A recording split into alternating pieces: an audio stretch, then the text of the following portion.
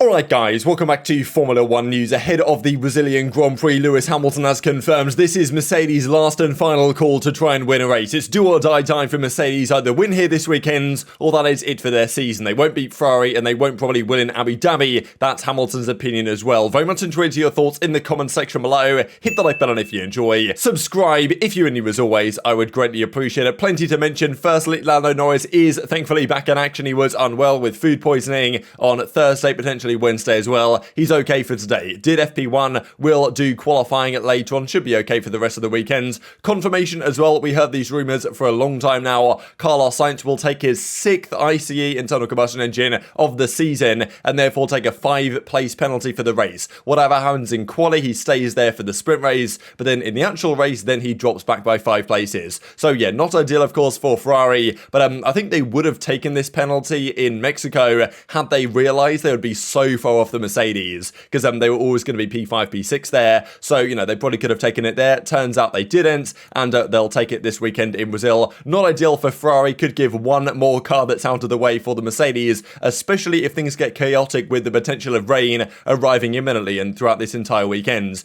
Quick thing to note on the power unit elements, just because there have been some rumours that actually Sainz might take an additional element, so he might take a 10-place penalty rather than just a 5. For now, only the 5 has been confirmed. And they were messing around with his car a fair bit during FP1, and eventually they got it sorted, and he did a pretty respectable lap time at the end, as we shall see here in a second. Quick note on Gasly, because you guys may well know after the incident he had with Stroll in Mexico, he got another 2 penalty points on his license. These are points you accrue for just misdemeanors in practice and qualifying and the race and stuff. If you block other drivers, if you force someone off the track, this type of stuff, you get some points on your license. The idea is to try and improve racing standards. Max had quite a lot at the end of next season, but I don't believe Max has got any this year, or maybe very few, if he's got any at all. They expire after 12 months, and if you have 12 on your license at one time, then you get a 1-race ban. So we didn't really expect this to really affect anyone, but Gasly now has 10. He's only 2 points away from getting a race ban, and they only start expiring in May. So he's got to get through a lot of races at the start of next season without getting anything at all, and if he does, then he's going to get banned. So there is a question to be raised there, because of course he currently drives for AlphaTauri. Next season he's going to be an Alpine man, and he actually mentioned that, well, look, I can't take the risk of this, because if I get banned for a race, I might not win the championship. And I was like, I gotta say, Gasly, where are your expectations there? But it's a fair point in a way. He might be fighting for certain positions in the championship, and missing a race will have big effects, not just for him, but also for his team. So is there an argument to say, do something sketchy in these last 2 races,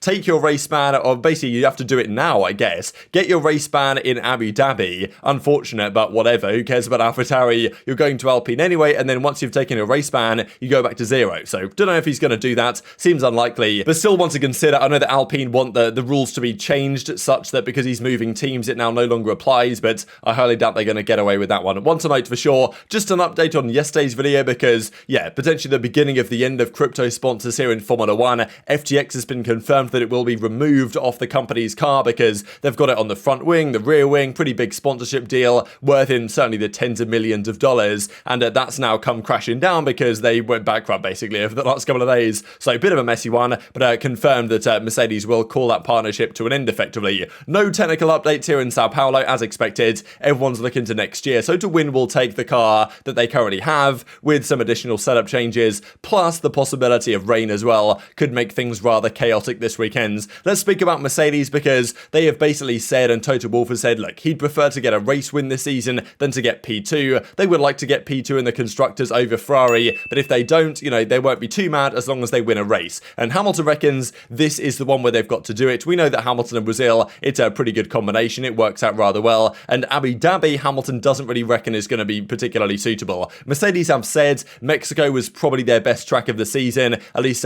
based on where their car presently is compared to where it was earlier on. Mexico suited them the best. And even Jenson Button, I think, and maybe it was Jenson Button, said that was basically their chance to win. And yeah, they didn't win, maybe bad strategy or whatever, cost them the race victory, and therefore that's kind of it for their season. There's always a chance, right? Hamilton in Brazil sounds about right, but the car probably doesn't suit this track as well as it did in Mexico, let's say, with the maximum downforce with the higher altitudes, and therefore less downforce generated by the air density effectively. But he reckons this race is the chance over Abu Dhabi. As he says here, before the weekend, honestly, every time we arrive at a track, we are surprised one way or the other about how big the gap is or how close we are. I don't know if the car will be spectacular spectacular here. I don't know if we'll be as close as we were last week. I don't think we will, but I hope we are surprised. We kind of know where our car is going to work and what corners it won't work in, so I anticipate it's not going to be the easiest of tracks, but there's the weather. There's all sorts that could come into it. So out of the next 2 races, this is the best option we'll have, or the closest I think will be. I think the next one in Abu Dhabi with those long straights will be tough. So probably about right in this assessment here from Hamilton, reckoning that, yeah, this is effectively the chance here, especially with the weather coming into play, which is not really going to be a feature in Abu Dhabi, you would well imagine. So, you know, this is probably the chance of Mercedes. Also, there's a sprint race that things can happen in tomorrow. By the time this video comes out, I'm sure a lot of you guys have probably already watched qualifying and see how that went. But even then, qualifying, how much does it really matter when you've got to consider the sprint race is really where things are determined? And there's plenty of racing still to be done this weekend. So Hamilton and Mercedes, they want to beat Ferrari. They'd much prefer, though, to get a race victory to kind of prove that they can actually still compete with this car, is effectively the argument that Toto Wolff has been making. So, yeah, that is, of course, the plan for Mercedes. Do you reckon this is basically the final chance, though? Because I think Mercedes even said mid-season when they were starting to pick up these P2s, you know, France, Hungary, stuff like that, they were getting close enough, but their car was clearly way off the Red Bull's pace. And lately, they've caught up to the Ferraris, overtaken the Ferraris in race pace. Might be a different story round here. Who knows? The Ferrari looks like it's going pretty well around Interlagos so far, but the Red Bulls are just so good that it's going to be really a difficult feat to beat them. But that's when the weather and strategy options comes into play. You get on the right tyres at the right time. That can give you a big advantage in the race, especially if conditions are changeable, as they may well be. Let's talk FP1 quickly. Some reaction here from Hamilton because he was trying many different rear wing setups. He tried a pretty medium rear wing, then a low one, then even a lower one, and then went back to a bit of a higher rear wing angle. He says, yeah, no grip on the rears, car's just floating around. So they changed that around. He had this moment as well where he was coming through turn, you know, whatever it is, turn 5, 6, whatever. Like, he went a bit wide onto the curb. You can't really brake on that curb or you'll lose all the traction and lock up into that kind of tight corner. And then they changed around the rear wing configurations a little bit. So I think they want to run at lower downforce if they can get away with it. But they're probably going to have to run a kind of medium-ish downforce setup here. And honestly, could work out for the betterment of Mercedes, because if they run higher downforce, yes, that can affect them in straight line speeds, but it also means that in the wet, you do get better grip. Now, maybe you can't overtake in the wet if you've got higher downforce rear wing, as we saw back in Japan, but,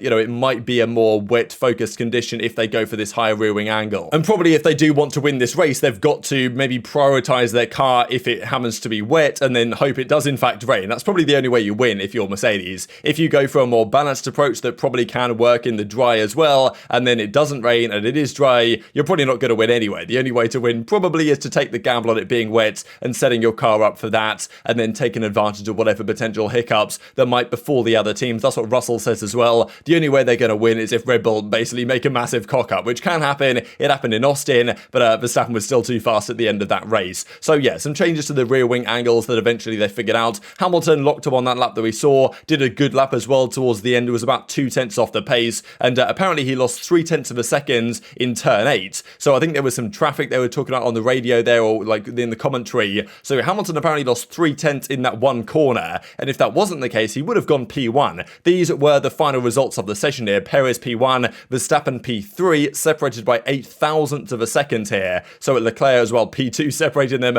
by 0.004. Interesting, honestly, because Leclerc was almost 0.3 up going into the final straight and lost all that time on the straight, just like Mercedes does and used to do. So kind of confused about that one because the Ferrari was rapid in the middle sector there. But yeah, so it turns out it's Red Bull, Ferrari, Red Bull, Ferrari, and then 2 Mercedes. But very close, right? 0.2 between all 6 cars. Even Vettel was P7 here. Now, must be noted that Perez and Verstappen did their laps much earlier in the session here. Probably a good half an hour earlier, honestly, than Leclerc's and Hamilton's, certainly. So, yeah, that probably is a good few tenths, or maybe a couple of tenths at least, of track evolution. So probably the Red Bulls are still going to be the cars to beat. But interesting that if Hamilton hadn't got the traffic or whatever, he probably would have been P1, which probably shows there is some competition at the front of the grid this weekend. Usually Red Bull better in race conditions, and I think Verstappen was complaining about the car not really wanting to turn in, bit of understeer. So yeah, interesting stuff, but good to see that the field is very tightly contested at the front. Sainz, of course, will be out of there by the time it comes to race day and the 5-place penalty is applied.